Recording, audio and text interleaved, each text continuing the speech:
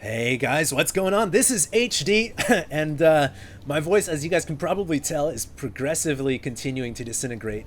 But that's okay. It's my fifth game of the day, but I'm really excited because this is the fifth cast, the fifth episode of From France with Creep, starring our main character Stefano the Blizzard at the top left-hand corner. His opponent, the next challenger, is going to be another Protoss, and this one's going to get my blood boiling a little bit because it's Grubby. Gets me a little excited, and Grubby actually not French, but he is apparently beginning to learn the French language, maybe taking a little practice, some lessons from Stefano here. He's actually a Dutch player. So Grubby actually having a lot of history, if you guys don't know. Formerly a professional Warcraft 3 player, professional playing against Moon. Grubby versus Moon is one of the storied rivalries in Warcraft 3. And la voiture est dans la garage. I don't know. I don't know. Some of you guys probably out there are French because I do look at my statistics from time to time, and I notice that a lot of people watch from France, a lot from Sweden as well. Holler to the people out there in Europe, French and Sweden, and all the other countries as well. You know, if I'm forgetting anything, I apologize. But if you guys are French, please translate this for me. And if you guys are, I don't know if Grubby is speaking in French or not, but two and oh, pretty funny. Non. Okay. Well, we'll see what happens here. Grubby being the red Protoss in the bottom right. Their players are speaking a language I don't understand, but we're all watching a language that we understand, and that's StarCraft 2. And we'll see what happens here. Stefano, of course, I don't need to say much about him. He's currently 4-0 in this series already, and we'll see if he can finish off with another win. It looks like Grubby trying to block the hatchery here with his probe. And Stefano gonna try to get that hatchery down. Not gonna happen. Grubby just said, can't speak any more French. And Stefano said, it's alright. It's alright, man. Just talk StarCraft with me. So we'll see what happens here. It looks like the Nexus is coming up from Grubby. He has been able to block the hatchery, and he's gonna cancel the pylon. It's gonna give an opportunity for Stefano to get the hatchery up if he can get rid of this probe. But he cannot. Grubby will continue building that pylon just to keep messing with Stefano's head. And at this point, usually, oh, we had a little pause there. At this point, usually you want to just go for the hatchery at the third. Of course, Stefano known for that Max Roach style. Haven't seen him, well, we saw him actually employ that in the first Protoss opponent he played against. I think that was Breach. No, Breach was a Tauren. But we'll see what happens here. It looks like the hatchery will go down. Another hatchery coming up as well. Usually that's what you want to do as Zerg. You want to get the second and third hatch down right away. And if you guys are wondering why Zerg need the extra economy, they need the extra production, namely, from the larva. And they're still continuing to banter here. And Grubby here. You know, sometimes people will banter in the beginning of the game. I don't know how many of you guys have encountered this, but you'll be playing a ladder game on StarCraft 2. Some guy begins to open some banter with you, like ASL, you know, where are you from? And you play back with them, and then you eventually realize and come to the conclusion that when players do banter that much with you and keep talking with you, it's usually because they're trying to cheese you. Not saying that these guys will, because they know each other and, you know, they're pretty high level, high caliber. But at the lower levels, that does happen a lot. So that's my pro tip to you guys of the day. If you guys are playing on ladder and some guy starts to get a little too friendly with you, just, you know, keep your eyes out. You never know when he's going to try to cheese you. I think I'm like 9 for 10 on that. That usually happens 9 out of 10 times, so just be wary. And it looks like Zerglings, one Zergling here camping by the Vespene Geyser. Grubby without a response here. Grubby actually did not wall off the frontal area, and he actually forge expanded from the main downwards. So the reason why Grubby was trying to do that is because he was trying to get some photon cannon harass off. Usually that's why you get the forge right up at the front door as opposed to getting it on the low ground, because you get the forge up a little bit earlier. The other reason why is maybe Grubby just wanted to play this different walling style, which does leave him a little bit vulnerable to an attack through this pad. The advantage you get by walling off in this sequence, though, is you don't have to worry about your units getting all clumped up at the front door with one, you know, little pixel for the Zealot, you know, at that little choke point. Your units, when they're walking out, they won't get clumped up there. But this also has its disadvantages. A big attack can easily make its way through the Vespine side. So we'll see if that happens. And Grubby going with an unconventional wall at the front door. Zealot here going to be deflected by the Queen. And Stefano right now, has he gotten the gas yet? Yeah, 1 and 2 on the way. Excuse me, 1 and 2 down already in Lair, and Roachworn on the way. No Evo Chamber yet. And usually, as Zerg, you want to get your Evo Chamber right about now? Yeah, there we go. And we'll see if he goes for that Max Roach style that I've been touting for so long. Grubby, meanwhile, has a Forge, researching +1 weapons, has 4 more gates. No, excuse me, 3 more gates, +1, 4, and a robotics facility, so 4-gate robo now. And it seems like a lot of Protoss players lately have been adopting this 4-gate robo style rather than 5-gate robo.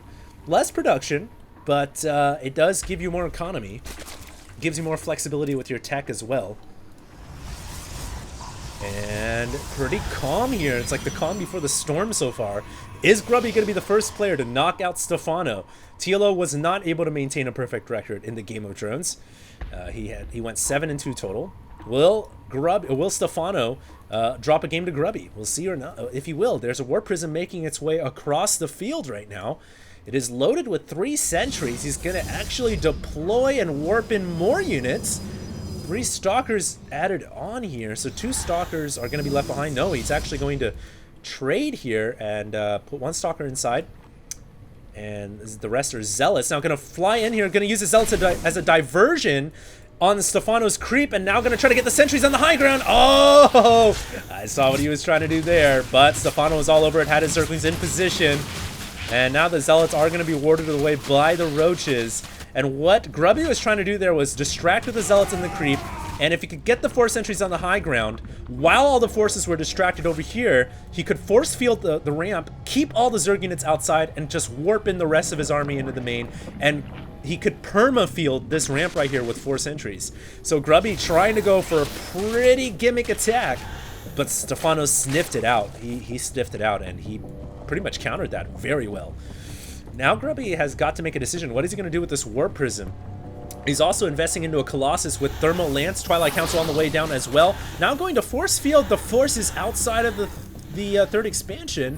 And maybe going to try to go for this hatchery. No, he's going to force field some drones. 5 drones locked up here. But there's a Queen and an Overlord. And that should be enough to push the Warp Prism away. You know, Grubby doesn't have to worry about... Actually, doesn't have to worry about any anti-air yet. But he's continuing to try to be annoying with this Warp Prism. Unfortunately for him, his master plan didn't come to fruition. If he had been able to get his Warp Prism inside the main, man, that could have been a huge change of events. But I really like how Grubby transitioned out of it. You know, he didn't panic. He immediately went into Colossus. A lot of players will kind of panic and, you know, hit the panic button and say, you know, what do I do now? I'm freak out. Can't, you know, make that transition. But Grubby did not. He's got Thermal Lance finished right now. He's got the 2nd Colossus on the way, 3rd Colossus in fact, so he's really ramped up the Colossus production. And this might just catch Stefano off guard. Stefano doesn't even have a Spire yet? No, he doesn't. Very, very, very quick Colossus coming out from Grubby, and this could be a game changer here. This could be big problems for Stefano. Running into those 3 Colossus, they do so much damage. +1 weapons, Thermal Lance.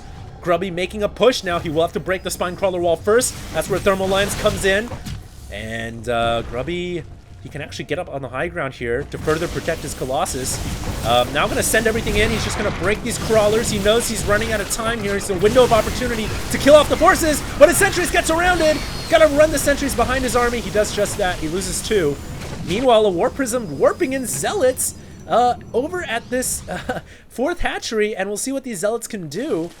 Grubby, meanwhile, trying to distract from the main door, or from the middle of the map, and he's gotten some Zealots down to the low ground. He should warp in sentries right now. If he could warp in sentries, he could block off the ramp, but he didn't do that.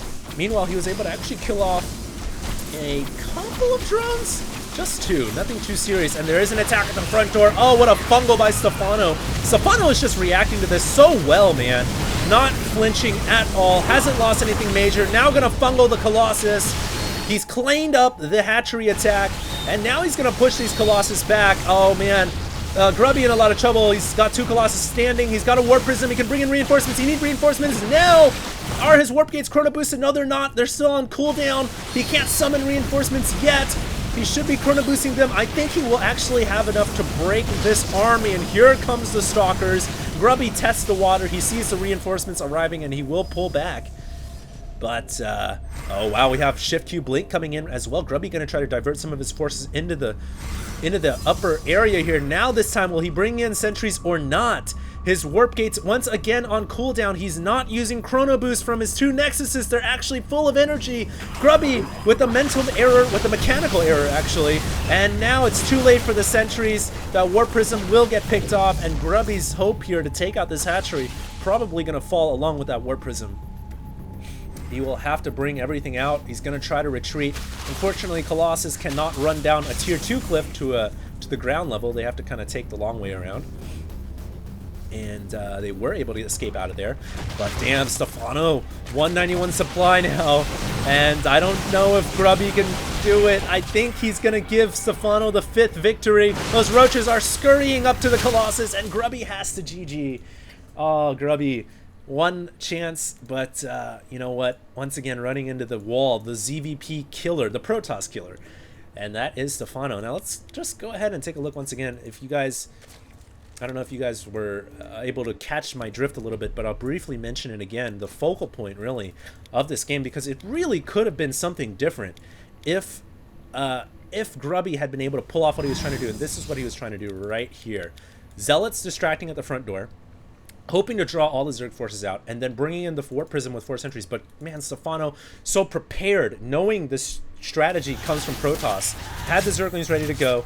And you know what? This could have been totally different if Grubby had force fielded the main ramp and just continued to summon reinforcements from that Warp Prism. It could have been a whole nother ball game, and easily could have lost huge production capabilities in the main. All of his buildings, all of his tech, everything could have gone down, but it didn't go that way. And as a result, Grubby's quick Warp Prism, you know, it didn't realize any benefits. Now, let's just keep our eye on that Warp Prism. Let's see if it did anything else kind of crazy here. Nope, I don't think it did. Just kind of being used as a mobile pylon. And, you know, Stefano just plays a very conservative ZVP game. That's what I've noticed. He will make that max 12-minute roach attack bust when he needs to. In fact, he does that usually. We haven't seen it too much in this series yet. We didn't see it in this game, certainly. That's because of the Warp Prism. But, you know, besides being able to be aggressive, he can also play very conservative style, and he can absorb blows after blows. Look at how well he absorbed this one while dealing with this attack over here. And at the end of the day, able to claim another victory. So Stefano, the unstoppable French killer from Paris with Creep Episode 5 has concluded. Hope you guys enjoyed this series so far. I have a couple more couple more episodes for you guys coming out with Stefano in the near future. And the last episode, the conclusion, will be a nice one. I think you guys will enjoy. And following that, I'll probably revert back to usual programming with some exhibition games here or there from some of the top StarCraft 2 players. So I hope you guys enjoyed, and since my voice is about to go out, I think I'm going to have to call it a day here, and I'll cast some more in the upcoming future. Hope you guys enjoyed, and this is HD, signing out.